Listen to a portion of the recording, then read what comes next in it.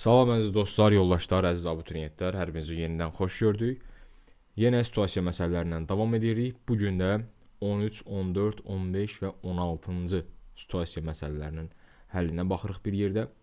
Həllərə keçməzdən əvvəl isə qeyd edeyim ki, onlayn dərslərimizə qeydiyyat davam edir. Ekranda gördüyünüz bu nömrə ilə əlaqə saxlayıb dərslərimiz barəsində məlumat ala bilərsiniz. İndi isə keçək suallara. Deməli, 13-cü situasiyada qalmışdıq. Görürsünüz, situasiyanın şərti buradadır. Sualları burada, yuxarıda. Mən onu kəsib yapışdırmışam aşağı. Bizə oxumaq rahat olsun deyə. İndi biraz da 1-2 gediş eləyəcəm daha rahatçılığımız üçün. Bu kəsintini yerləşdirəcəm bura. Çünki hələ ki bu aşağıdakı məlumat bizə sonra lazım olacaq. 39-u misalı yazanda lazım olacaq. Onu sonra istifadə edərik. Nəsə, başladıq. Nömrə 39, daha doğrusu nömrə 13. 13-cü situasiyanın sualına. Əvvəlcə yenə ənənəvi olaraq şərt oxuyuruq. Buradan bizə şərt hissəsindən lazımlı məlumatları qeyd edirik, sonra isə sualların həllinə baxırıq. Deməli, silindr formasında olan abidənin səthini işıqlandırmaq üçün abidənin divarından 3 metr məsafədə 10 pi metr uzunluqlu çevrə boyunca projektorlar quraşdırılmışdır. Bax olar, burada artıq bizə məlumat verildi kifayət qədər. Abidəni şəkildə görürsünüz. Bax 3 metr məsafədə buralardan projektorlar quraşdırılıb. Buradan elə bir abidənin səthinə işıq vurur, abidəni işıqlandırmaq üçün. Və bizə deyir ki, həmən bax bu projektorların əmələ gətirdiyi çevrənin uzunluğu, bax bu çevrənin uzunluğu 10 pi'dir. Çevrənin uzunluğu biz bilirik ki, L bərabərdir 2 pi R düsturundan hesablanır. Bu əgər 10 pi olubsa, pi'ləri buradan yox eləsək, radiusu buradan 5 taparıq.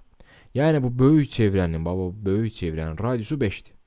Mərkəz burada da, bax buradan deməli bax çevrəyə qədər məsafə 5'dir. Və yaxud buradan belə də çəkmək olardı. Bax buradan belə bütün məsafə 5'dir. Bəs amma abidəyə qədər məsafələr isə 3 metrdir. Abidəyə qədər 3 metrdir. Deməli abidənin özünün radiusu nə qədərdir? Abidə özü də silindr formalıdır. Abidənin özünün deməli radiusu 2 metrdir. Çünki tapdıq ki, bütün çevrənin radiusu 5'dir. Bizə isə deyirdi ki, abidəyə qədər məsafə 3'dür. Deməli onda abidənin içindən də özünün 2 metr radiusu var imiş. Bu R5 R abidə yazıram, abidə. O da bərabərdir 2 metr. Bax, bunu da tapdıq. Sonra deyir ki, şənbə günü abidəni ziyarət etmək üçün gələn turistlərin sayı cədvəldə verilmişdir. Cədvəldəki bayaq göstərdiyim cədvəl idi. Ora baxarıq. İndi 37-ci sualı oxuyaq, görək nə istəyir. 37-ci sualda deyir ki, abidənin divarı ilə projektorların quraşdırıldığı çevrə arasındakı ərazinin sahəsi. Bax, abidənin divarı ilə projektorlar arasında qalan. Yəni bax bizdən bax bu halqanın, belə deyək də, bu halqanın. Çünki bu çevrə idi, bunun içində bir dənə də abidə var idi. Bizdən bu kənar hissənin sahəsini soruşur. Kənar hissə, bütün radius 5 idi. Yadınızdadsa. Balaca hissə, yəni abidənin öz radiusu isə 2 idi. Onda biz o kənar hissənin sahəsini necə tapa bilərik?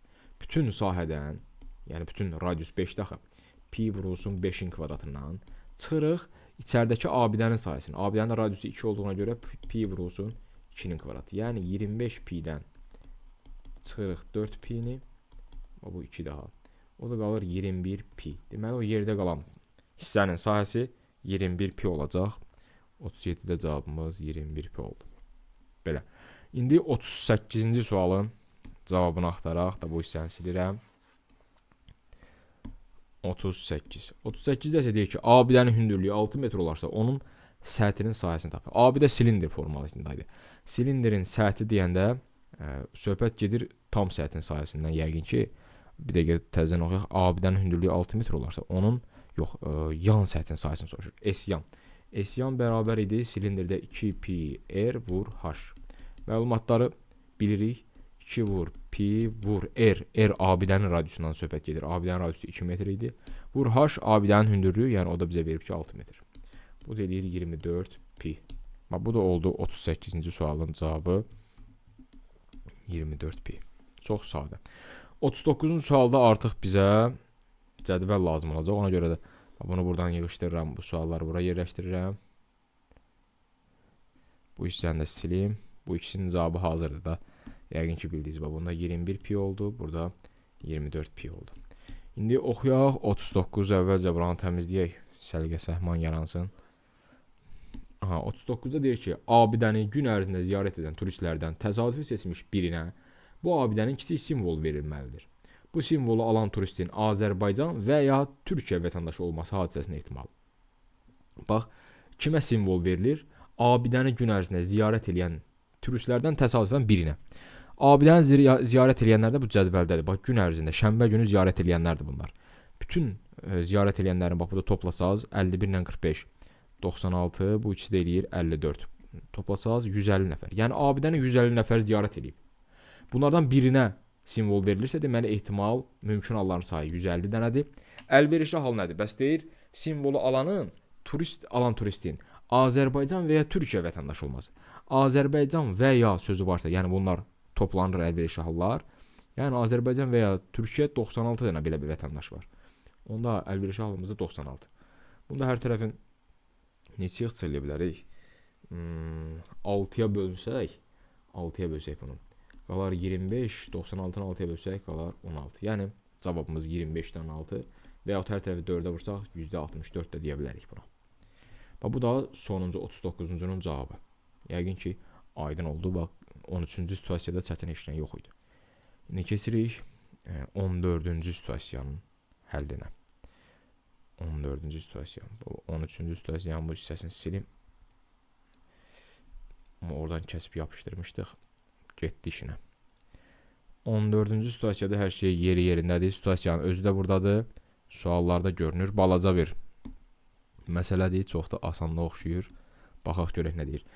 Deyir, restoran sahibi düzbucaqlı formasında olan eyni ölçülü taxta və plastik masalar üçün dairəvi süfrələr almalıdır. Restoranda 15 masa var və hər bir masanın uzunluğu 2,4 metr, eni isə 1 metrdir. Masalar düzbucaqlı və düzbucaqlı formasındaydı hamısı. Forması hamısının eyni idi. Tutaq ki, bu masalar bu formadadır.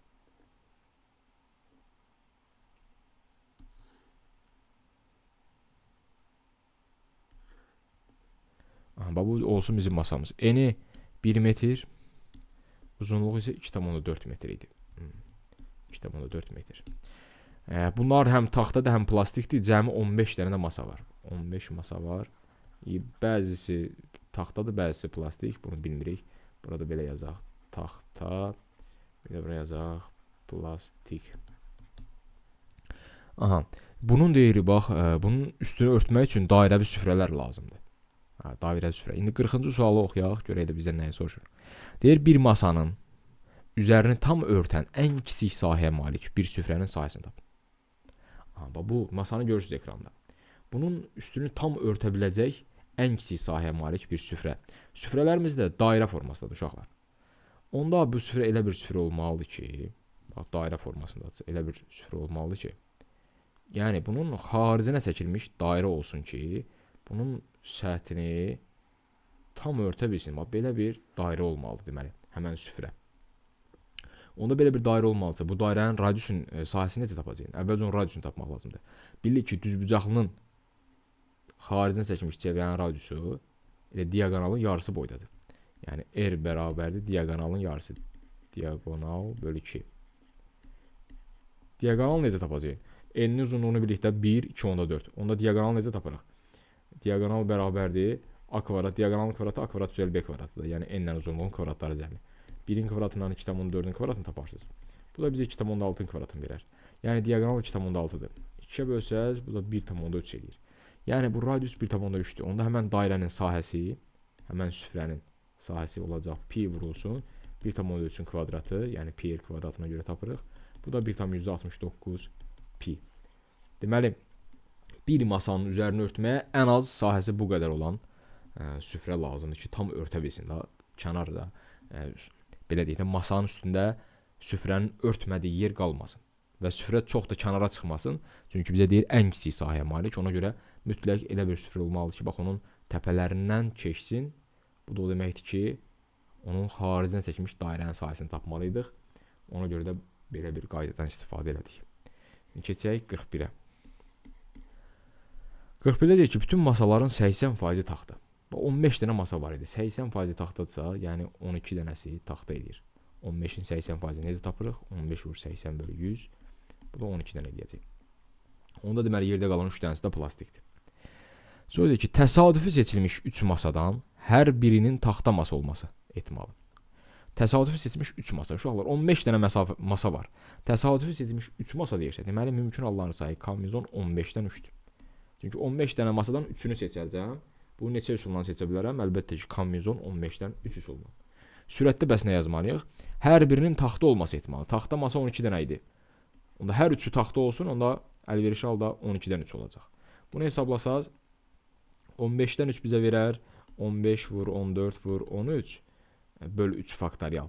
Bölü 3 faktorial yazmıram çünki elə yuxarıda da bu 3 var, onlar ixtisar edəcək. 12-dən 3 isə bizə verəcək 12 vur 11 vur 10. Burada da ixtisarlarımızı aparsaq 10 ilə 15-in hər ikisini 5-ə bölsək 3, 2. Bu 2 ilə də 14-ü bölürəm 7 qaldı. Sonra 12 ilə də bu 3-ü bölmək olar. Burada 4 qaldı. Bitdi deyəsən. Aşağıda 7 ilə 13 qaldı. 91. Sürətdə 4, 11 qaldı. Yəni 44. Deməli ehtimalımız 91-də 44 olar. Burada da cavab 91-də 44.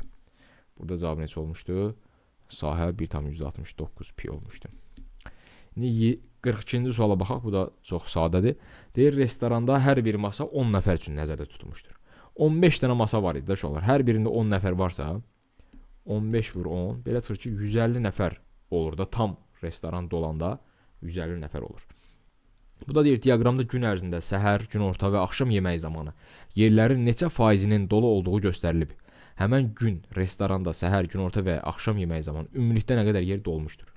Və səhər yeməyi görürsünüz, faizlə verilib, 20% olub. Yəni 150 nəfərin 20%, eləyir 30 nəfər. Günorta yeməyində dolub 60%, yəni eləyir 90 nəfər. Axşam yeməyində dolub 80%, bu da 150-nin 80%, 120 nəfər edir. Cəmi nə qədər dolmuşdur deyirsə, bunların hamısını toplayırsınız. Elə görəsiniz ki, onda həmən gün 240 nəfər müştəri olub və yaxud 240 dənə yer dolub. Belə də deyə bilərik. Bu da sonuncu məsələ idi bu situasiyaya aid. Bunda yekunlaşdırdıq. İndi isə keçək 15-ciyə. Siz də bu arada videonu bəyənməyi, kanala abunəsiz yəqin ki, çox güman. Amma əgər deyilsinizsə də kanala abunə olmağı unutmayın. Fikirləşməyin ki, mənə onsuz da 11-ci sinifəm bitdi, getdi. Bəzən sizə lazım ola bilər. Ona görə kanala abunə olsanız, həm də bizə dəstək olmuş olarsınız. Aha, indi gəlin 15-ci məsələni yazaq. 15-ci məsələndə uşaqlar, sualları bu aşağıda görsənməyəcək. Gəlin ona görə belə bir iş görək. Onun sual hissə məsələ qalsın yuxarıda. Bu sual hissəsini buradan kəsək. Əlimizdə hər cür imkan var da. Niyə istifadə eləməyək axı? Buradan kəsirsən, əlavə edirsən bura. Texnologiya inkişaf edir də günü-gündən. Bunu da gətirək, qoyaq yanımıza. Bax, situasiya polunu bu qədər yer bəsdir. Bu da olsun situasiya. İstəyirsən situasiyanın suallarını buraya da qoymaq olar. Nəsə, bu elə bura qoyuram. Yox, ya da qarışıqlıq düşməsin. Bura qoydum. Aha. İndi başlayaq. Buradan sualları oxuyaq. Buradan da məsələləri yazaq. Deyir ki, parkda şəkildə göstərilən növdə karusel quraşdırılır. Bax, aşağıdakı şəkildə, bu şəkildə diqqətlə baxın. Yəqin ki, belə karusel çox görmüsünüz. Bakıda da var. Bəlkə də çoxunuzda elə bu karuseldə iştirak edirəmsiniz. Belə deyək. Deyir, karuselin oturacaqlarının bərkidildiyi iplərin oturacaqlarla birgə hündürlüyü 10 metr. Bax, buradan bura 10 metrdir. Yəni, bax, şəkildə də göstərilib. Oturacaqlarla birlikdə, yəni axıra qədər hündürlüyü 10 metrdir. İplərin bərkildiyi hissə buradır. Bax, iplər hamısı bura bərkidir. Bərkildiyi hissənin çevrəsinin uzunluğu 12 pi. Bax, yuxarının çevrəsinin uzunluğu 12 pidir. Onda çevrənin uzunluğu L bərabər 2 pi R ilə hesablanır. Tez bunu bərabər edirsən 12 piyə. Buradan piləri yola salırsan, belə çıxır ki, R 6 imiş. Yəni, yuxarının radiusu 6 imiş. Qeyd edirsən. Sonra ki, karusel hərəkət edərkən iplər sabit vəziyyətindən, yəni bax, normalda belə sabit dururlar da, üz aşağı. Amma hərəkət edəndə o artıq aralaşır da, mərkəzdən qaçır deyə, belə deyək. Fizikada da var yəqin ki, bu mərkəzdən qaçma qüvvəsi deyilən şey. O mərkəzdən qaçma onları biraz müəyyən bucaq altında kənara doğru itələyir. Bu da deyir ki, karusel hərəkət edərkən iplər sabit vəziyyətindən yalnız radius istiqamətində 30 dərəcə, yəni da içəri doğru əyilmir də, kənara doğru.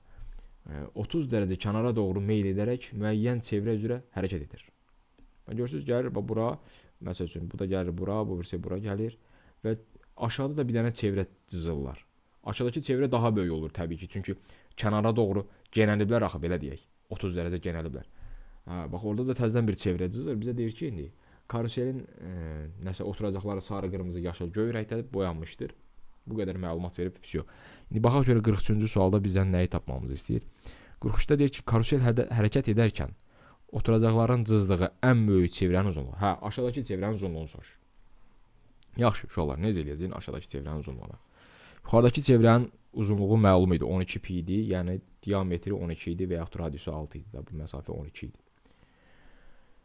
İndi baxın, buradan bura qədər gedir, ən kənardakı, bu da 30 dərəcə kənara gedir bura və belə bir çevrə əmələ gəlir. Onda bu iki nöqtəni birləşdirsəm, bu da həmən çevrənin diametri olar. Həmən çevrənin diametri olar. Yaxşı, həmən çevrənin diametrini necə tapacağam? Görürəm ki, burada 30 dərəcəlik var. 30 dərəcəlik uzaq qarşısındakı katet, yəni bu məsafə, bu qaraladıq məsafə. 30 dərəcəlik uzaq qarşısındakı katetdir. Katetdə hipotenuzun yarısı olur. Hipotenuz 10-sa bu məsafə 5. Eynisi bu tərəfdə. Bərabər yanlı trapesiyadır da sanki. Bu məsafə 5. Aşağı ortada cəmi 12 deyildi, elə bax yuxarıda da 12 idi axı. Deməli aşağıda onda 12 12 5, daha doğrusu 5 5 12 22 elədi. Yəni çevrənin diametri elədi 22. 22 metr. Onda belə çıxır ki, bunun radiusu 11 imiş. Radiusu tapmağa nə ehtiyac var ki? Çevrənin uzunluğunu soruşur. Çevrənin uzunluğunu belə tapmaq olur da, pi vur d. Yəni 22 vur pi, elə cavab 22 pi. Deməli həmən çevrənin uzunluğu 22 pi imiş.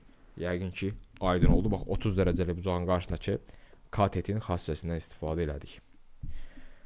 Sonra deyir ki, 44-cü sualda.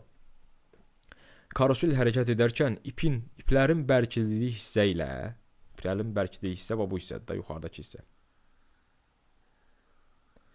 İplərin bərkildiyi hissə ilə oturacaqların cızdığı ən böyük çevrə, o da aşağıdakıdır. Bu çevrə, bax yuxarı ilə bu çevrə arasındakı əmələ gələn fiqurun səthinin sahəsini tapın. Hə, uşaqlar. Bax bu belə deyək, bir də ayrıca göstərim. Bu yuxarıdakı çevrə idi və yaxud dairə idi, biraz səliqəsiz oldu. Yenə səliqəsiz oldu. Hə, bu yuxarıdakı dairə idi. Bir də aşağıda oturacaqlar biraz genəlmişdi axı 30 dərəcə kənara doğru. Bu da aşağıdakı dairə idi. Bizdə deyir ki, həmən onlar arasında qalan fiqurun səthinin sahəsini tap. Yəni bax, görürsünüzsə buradan hiss edirsinizsə, bu kəsik konusudur da, bunu belə tamamlasaq konus olardı.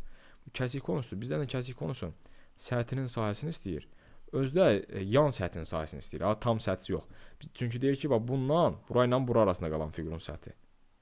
Daha bu təkcə bu səthi falan toplamayacağıq. Onlar oturacaqlardır, onlar lazım deyil. Biz sadəcə kəsik konusun yan səthin sahəsini tapacağıq. Kəsik konusunda yan səthin sahəsi düsturu necədir? Pi vurulsun r plus r vur l. Yəni pi vurulsun r plus r bizim aşağıdakı çevrəmizin radiusu 11 idi. Çünki diametri 22 tapmışdıq. Radiusu 11 idi. Üstə gəl, yuxarıda diametri 12 idi. Onda radiusu 6 idi. Vurulsun L-dəki həmən bu kəsik konusunun doğuranıdır. Yəni o da bizdə 10 metr idi. Bir dənə vurulsun 10. Bu da nə qədər eləyir? 11 ilə 16 toplasan 17, ona vursan 170. Yəni 170 pi. Bax bu da 44-cü sualın cavabı. Deməli həmən fiqurun sahəsi 170 pi olar. İndi də sonuncu sualı oxuyaq. 45-ində elə buradan yazaq getsin. 45-də deyir ki, karuseldə hər rəngdə oturacaqlardan 5 ədədi olarsa. Hər rəngdən 5 dənə var. Neçə dənə rəng var? Baxın, sarı, qırmızı, yaşıl, göy. 4 dənə rəng. Hər rəngdən 5 dənə varsa 4 dənə 5. Deməli 20 dənə oturacaq var. Oturacaq. Aha. Deyir indi karuselə ardıcıl yaxınlaşan 2 uşağın hər ikisinin yaşıl oturacaqda əyləşməsi hadisəsinin ehtimalı. Ardıcıl yaxınlaşan uşaq, 2 uşaq. Tutaq ki, birinci uşaq sizsiniz. Getdiniz ki, 20 dənə boş oturacaq var. Hər hansı birində otura bilərsiniz də, yəni mümkün halların sayı 20 dənədir. Amma siz yaşıl rəngdə oturmaq istəyirsiniz. Hər rəngdən də 5 dənə idi axı. Deməli yaşıl rəngdən də 5 dənədir. Yəni əlverişli hallarınız 5 dənədir. 20-də 5. Vurulsun, ardıcıl dediyinə görə vururuq. Sonra mən yaxınlaşıram. Mən də yaşıl rəngdə oturmaq istəyirəm. Amma mənim qarşımda artıq 19 dənə seçim var. Çünki birində artıq sən oturmuşsan, 20 dənə oturacaq var. Birində sən oturmuşsan, mənim qarşımda 19 dənə oturacaq var. Yəni mümkün hallar 19-dur. Mən 19 dənənin hansında istəsəm otura bilərəm. Amma əlverişli hal, yəni mənim istəyim odur ki, mən yenə yaşıl rəngdə oturum sənin kimi. Amma yaşıl rəng 5 dənə idi da, birini sən zanit eləmisənsə 4 dənə yaşıl rəng qalıb da deməli. Ona görə də əlverişli hal 4 dənə. Buradan da elə yuxarıda 5 və 4 20 eləyir. Bu 20 ilə aşağıdakı 20-ni aparsan 19-da 1 qalır. Deməli ehtimalımız 19-da 1 olacaq. Yəni 45-ci sualın cavabı 19-da 1. Bu da belə uşaqlar. İçlərində nisbətən bəlkə də biraz çətin situasiya bu olardı yəqin ki. Digərləri çox asan idi. İndi 16-cı sualında görürsüz, şərti buradadır, cavablar yuxarıda. Yenə gəlin texnologiyanın bizə yaratdığı üstünlüklərdən istifadə edək. Bunu kəsək buradan. Yapışdıraq aşağı.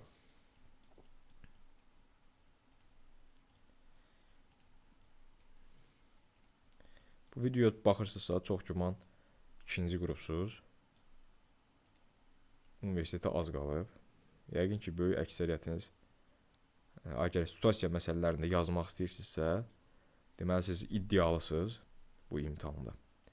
Və böyük ehtimal ki, hər hansı universitetin birinə qəbul olasınız. Qəbul olandan sonra da gəlib bu videonun altına bir şərh yazarsınız. Görək hansı universitetə qəbul oldunuz. Yəqin ki, ikinci qrupların çoxu İqtisad Universitetinə qəbul olmaq istəyər. Mən də orada oxumuşam. Kim əgər məlumat almaq istəsə, İqtisad Universiteti haqqında heç yerdə olmayan məlumatları bölüşə bilərəm sizlə. Amma əvvəlcə gəlin 16-cı məsələni yazaq sonra. Deməli deyir ki, daxili hissəsi silindr şəklində olan hovuzun radiusu 4 metrdir. Tez məlumatı qeyd etmək lazımdır. Radius 4 metr. Hovuzun kənarı ilə eyni müstəvidə yerləşən A nöqtəsində su mənbəyi var. Bu mənbədən hovuzun çevrəsi üzərində olan C və B kranlarına düz xətli borular vasitəsilə su verilir. Kranlar eyni zamanda açıldıqda boş hovuz 2 saata dolur. Qəşəng. Deyir C nöqtəsi. İndi 46-cı sual oxuyaq, elə çox məlumat verməyib. Bir dənə bax o şəkli mən də çəkmək istəyirəm. Deməli bax silindr formasında bir hovuzdur. Təbii ki, onun artıq səthi dairə olacaq. Bir dənə də burada A nöqtəsi var idi. A nöqtəsindən də buradakı bir krana və buradakı bir krana sular verilir. Bu A nöqtəsi idi. Bu C nöqtəsi. Bu da B nöqtəsi idi. İndi 46-cı sualın şərtində deyir ki, C nöqtəsi A nöqtəsindən 6 metr məsafədə yerləşir. Yəni AC məsafəsi 6-dır. Və AC düz xətti hovuzun çevrəsinin diametrini öz üzərində saxlayır. Qəşəng. Hovuzun çevrəsi deyəndə, yəni bax mən çəkdiyim bu çevrənin diametrini öz üzərində saxlayır. Yəni mən bunu uzatsam, deyir, o gəlib hardan keçər? Mərkəzdən keçər. Yəni diametri öz üzərində saxlayır, bu deməkdir. Sonra nə deyir? AB isə deyir ona toxunandır. AB isə toxunandır. Qəşəng. AB də toxunandır da buna bir T yazıram. AB məsafəsini tap. Yəni T-ni tapmalıyıq. Hiss elədiniz yəqin ki, bu toxunan və kəsənin xassəsidir. Çünki radiusda 4 olduğunu əvvəlcədən verib. Yəni bu məsafə diametri onda 4 üstə gəl 4, yəni 8-dir. Biz də bilirdik ki, toxunanın kvadratı bərabərdir kəsənin çöldə qalan hissəsi, yəni 6. Vurulsun kəsənin hamısı, yəni 6 plus 8. Buradan alırıq ki, T kvadrat bərabərdir 6 vur 14, 84. T bərabərdir kök altında 84. Bundan kök çıxmır, amma 4 vur 21 yazsaq 2 kökdə 21 eləyər. 2 kökdə 21. Deməli, AB məsafəsi 2 kökdə 21 imiş. Həmən toxunan. Daha sonra 47-ci suala baxaq. Deyir, hovuzun dərinliyi 3 metr olarsa, onun daxili hissəsini döşəmək üçün neçə kvadrat metr kafel istifadə olur? Uşaqlar, bir dənə bir şey dərk etmək lazımdır ki, bu cür hovuz məsələlərində daxili hissəni döşəmək deyəndə, bilir ki, hovuzun içinə daxil olmaq üçün onun üstü açıq olmalıdır. Yəni, mən onun üstünə də kafeli vurası deyiləm ki. Kafeli vururuq oturacağa, oturacaq deyəndə ki, yəni alt oturacağa, belə deyək. Bir də yan səthinə. Yəni, üst oturacağa kafel vurulmur. Ona görə kafel vurulacaq hissənin sahəsini soruşur bizdən. Ondan nə etməliyik? Yan səthin üzərinə bir dənə oturacaq gəlməliyik. S oturacaq, amma bir dənəsini. Daha 2 dənəsini yox. Yan səthi tapılır 2 pi r h düsturundan. Üstünə gəldik, bir dənə oturacaq da pi r kvadrat. 2 vurulsun, pi-ni də 3 verib. 3 vur, r, radiusumuz 4 idi. Ən birincidən yazmışdıq. Vur, h, hündürlük 3-dür. Üstə gəl, yenə pi-miz 3-dür. Radiusumuz 4-dür, 4-ün kvadratı. Bu da nə qədər eləyir? 2 vur, 3 vur, 4 vur, 3, 72. Üstə gəl, 4-ün kvadratı 16, 3-ə 48.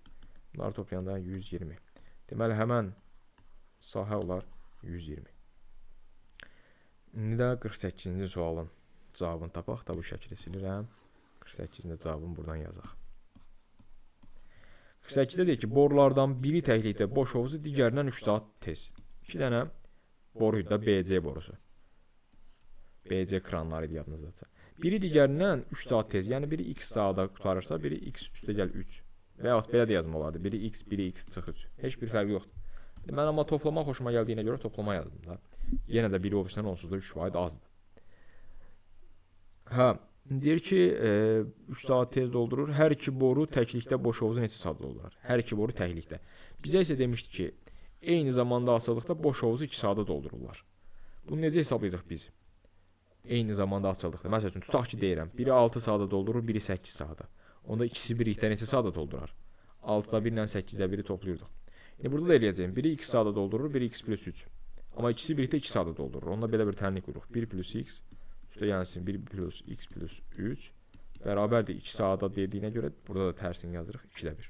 Və bu tənlikdən x-i tapmalıyıq. Ortaq məxrəc gətirsək x vurulsun x plus 3 sürətdə isə olacaq x plus 3 plus x bərabərdir 2-də 1. Çarpaz vursaq da bu aşağı hissələri silirəm. Yəqin ki bu hissələr sizə aydın oldu. Çarpaz vursaq bax 2-ni vurmalıyıq buradakına. Burada 2x üstə gəl 3 eləyir. 2-yə vuranda 4x üstə gəl 6 bərabərdir. X vurulsun x plus 3. Burada vurub açırıq. 4x plus 6 bərabərdir x kvadrat plus 3x. Hamısını bir tərəfə yığıram. X kvadrat plus 3x çıx 4x çıx 6 bərabər 0. X kvadrat çıx x çıx 6 bərabər 0. X1 bərabərdir 2x. Daha doğrusu x1 mənfi 2 x2 bərabərdir müsbət 3. Mənfi 2 ola bilməz. Deməli x 3-dür. Deməli biri 3 saata doldurur, bir də 3 plus 3 6 saata. Burada da hər iki boru ayrı-ayrılıqda necə soruşurdu? 3 və 6 saat. Belə, uşaqlar, bununla da bugünkü 4 dənə situasiya məsələmizin həllərini yekunlaşdırdıq. Ümid edirəm ki, mənim izahlarım sizə aydın oldu. Əgər belədirsə, bunu şərhlərdə bildirin. Belə deyilsə də bildirin. Biraz mən də özümdə düzəliş edeyim, çalışım ki, daha anlaşıqlı olsun izahlarım. Növbəti dəfədə yenə növbəti 4 situasiya məsələsinin izahı gələcək. Siz də bunun üçün kanala abunə olmağı, videonu bəyənməyi, dostlarınızla bölüşməyi unutmayın. Sağ olun, salamat qalın.